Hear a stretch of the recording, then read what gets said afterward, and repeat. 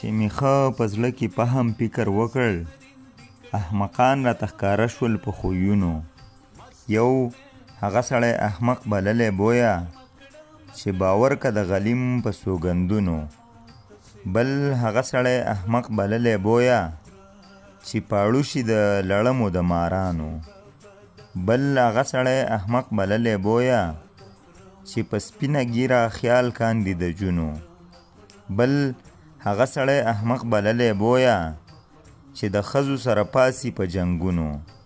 بل هغه سړی احمق بللی بویه چې د سخر کره به اوسي په کلونو.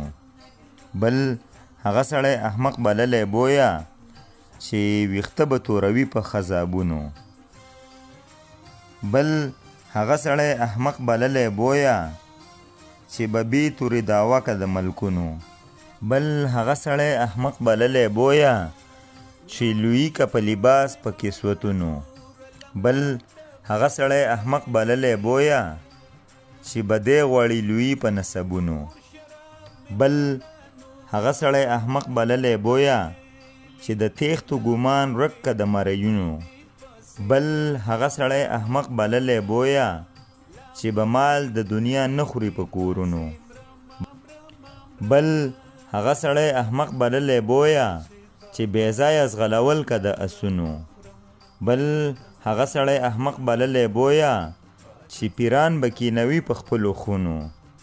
بل هغه سړی احمق بللی بویه چې بې حده تکلف که په ځایونو. بل هغه سړی احمق بللی بویه چې خبرې که په سترګو په لاسونو.